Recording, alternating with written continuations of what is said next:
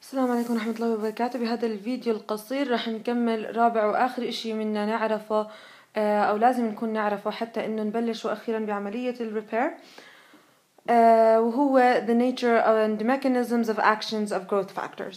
حكينا ببارت 1 وبارت 2 من الفيديوهات تبعت الهيلينج اند ريبير عن أول 3 شغلات اللي كانوا ال control of cell proliferation، حكينا عن الستام سيلز ودورهم بالهوميوستاسيس، حكينا عن الاكستراسيلولار ماتريكس والفانكشنز تبعته وكيف له دخل بالريبير، وحكينا وهلا رح نحكي عن دور الجروث فاكتورز اللي هو the nature and mechanisms of actions of growth factors.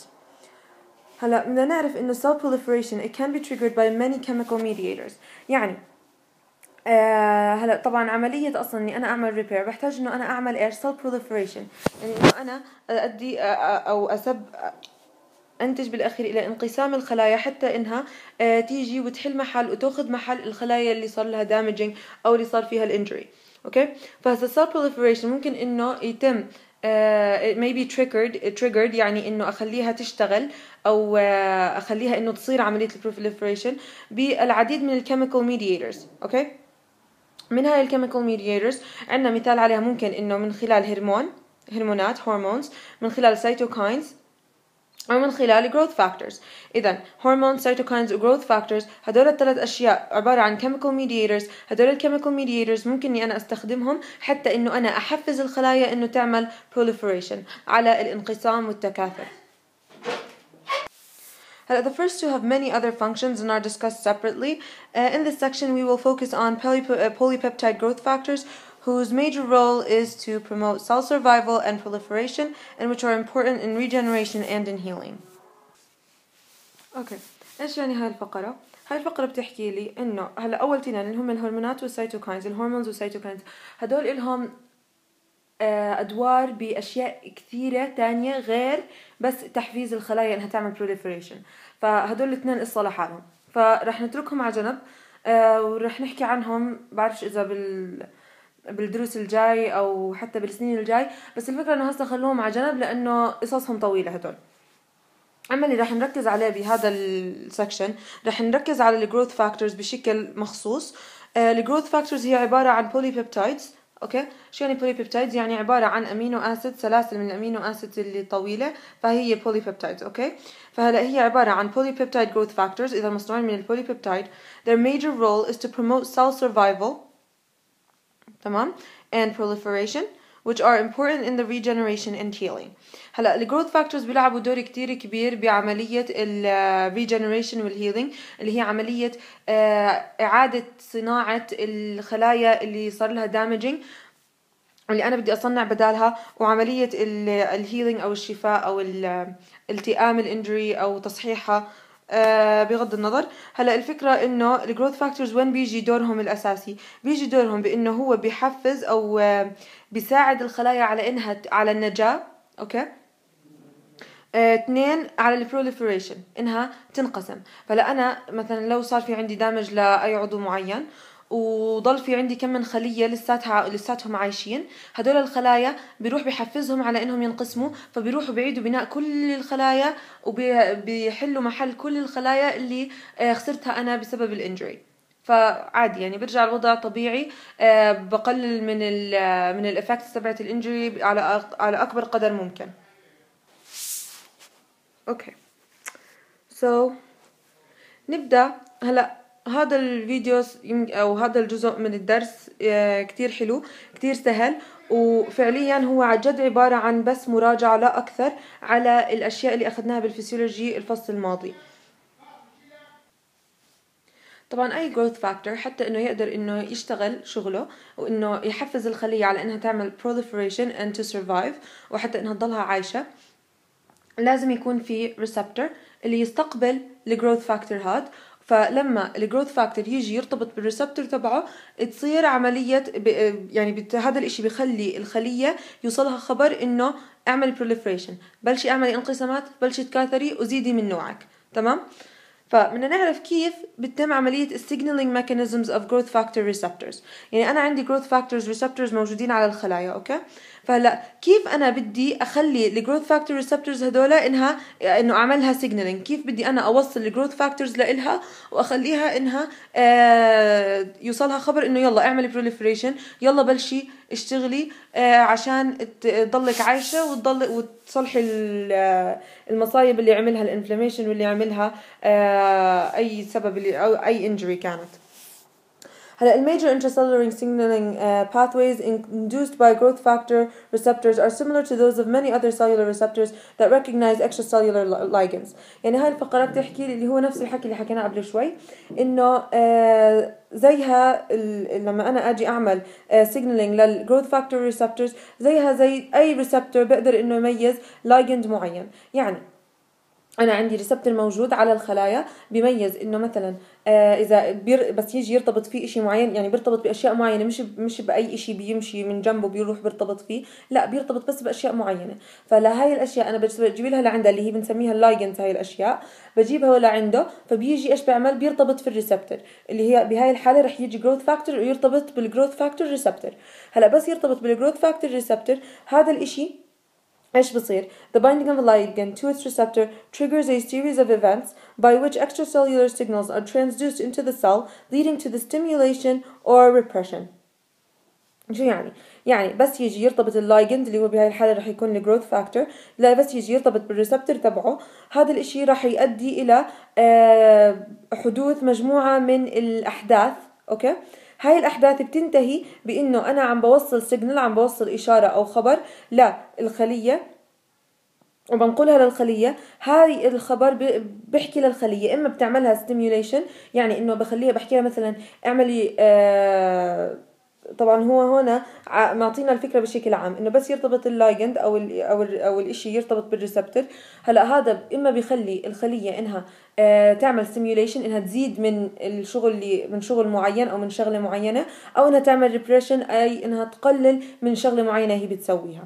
هلا إحنا بحالة الجروث فاكتور ريسبتورز إنه أنا بس يجي الجروث فاكتور يرتبط بالريسبتور تبعه راح يؤدي إلى راح تعمل stimulation لإيش؟ للproliferation للسيلز. يعني راح تعمل stimulation لأنه تخلي الخلايا تعمل proliferate، يعني إنها تنقسم وتتكاثر بشكل كبير وسريع.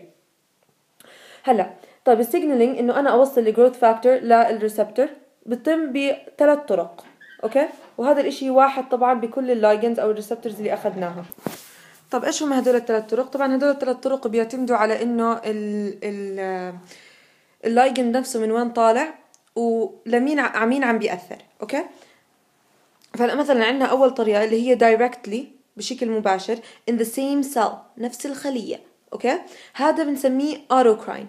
auto يعني ذاتي، أوكي؟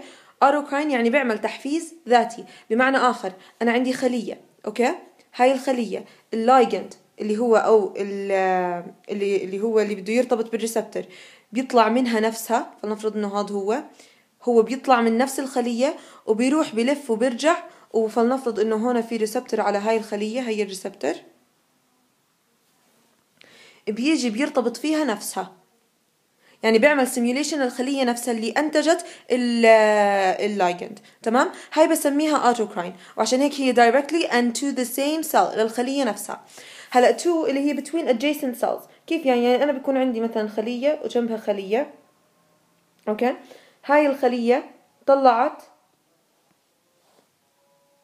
طلعت اللايجنز تبعونها، هيهم طلعوا منها وبيروحوا مشوا لعند الخلية الثانية، وعند الخلية الثانية كان في ريسبتور هيو، اوكي؟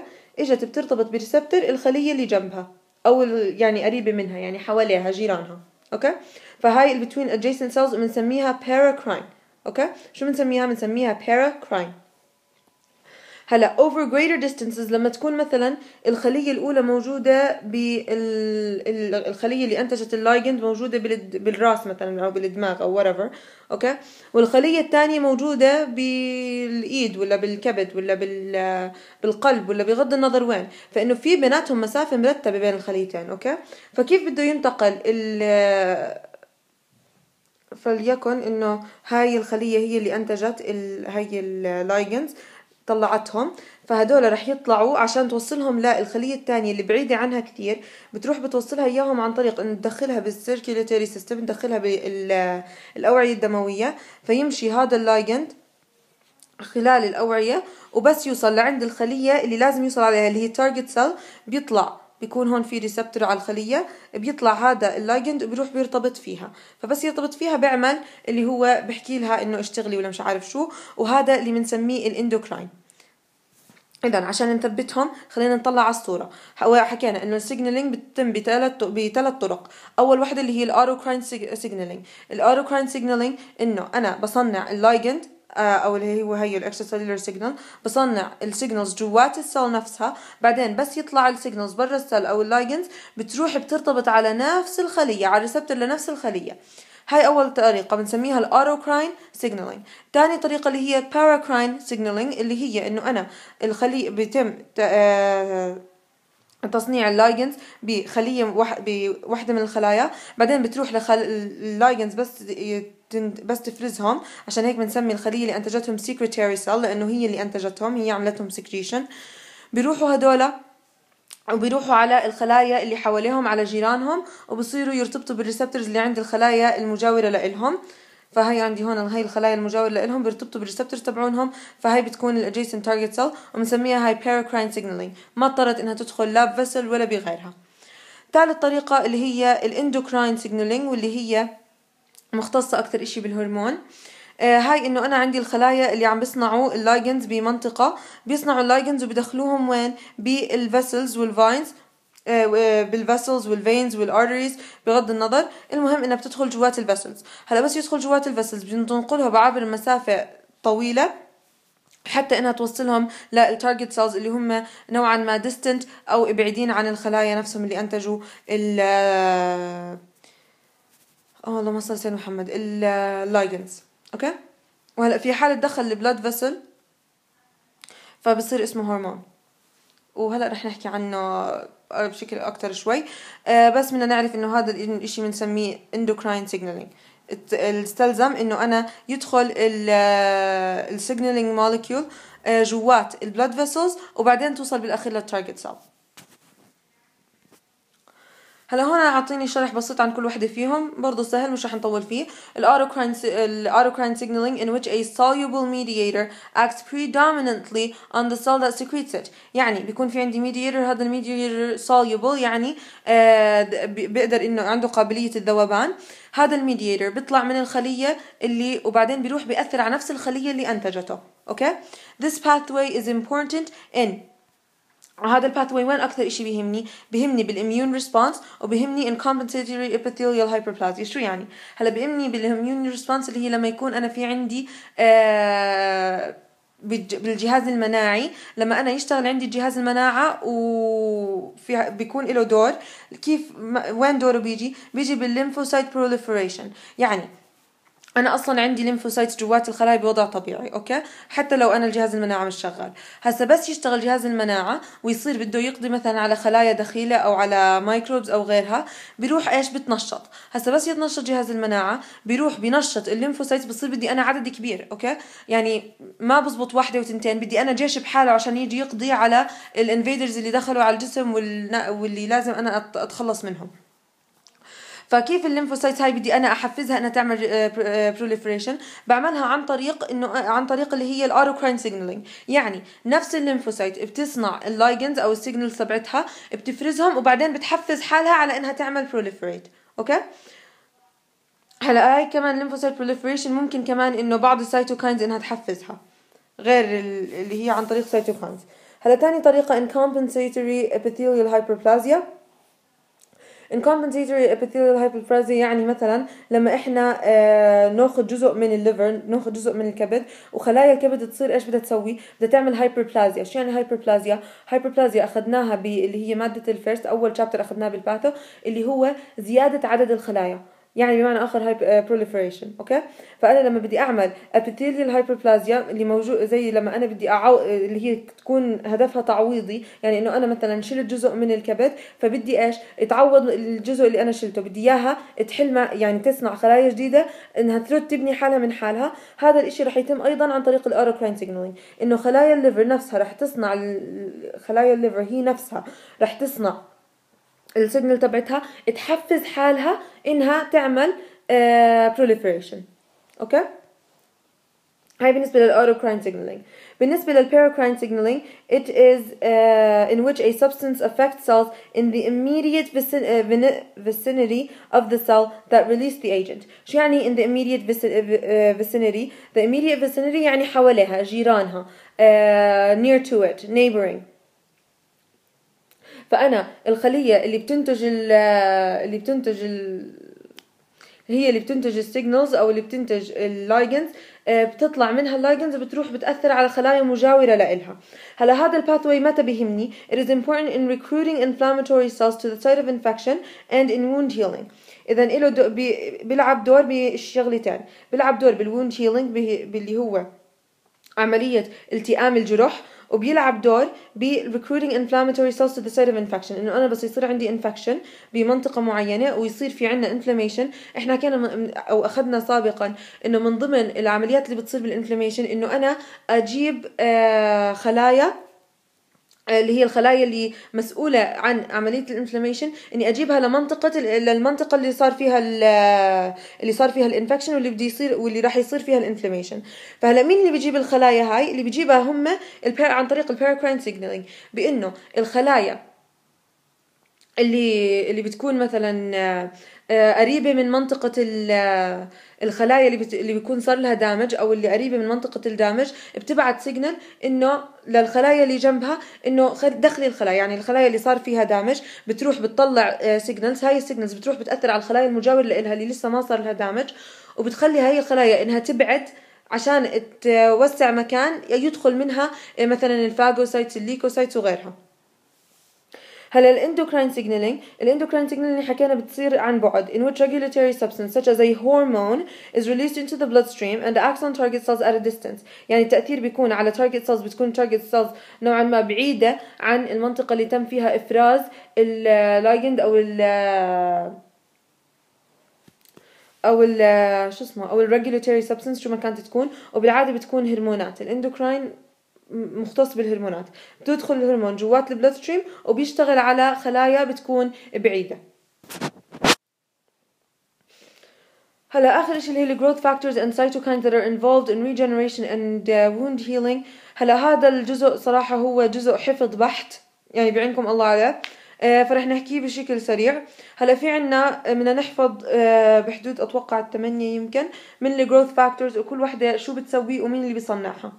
هلا الجروث فاكتورز والسيتوكاينز اللي مسؤولين اللي بيدخلوا بعملية الريجنريشن، اللي هي عملية إعادة بناء وتصليح الجروح والانجريز، هم هدول اكثر من جروث فاكتور. رح نبدا نحكي عنهم واحد واحد.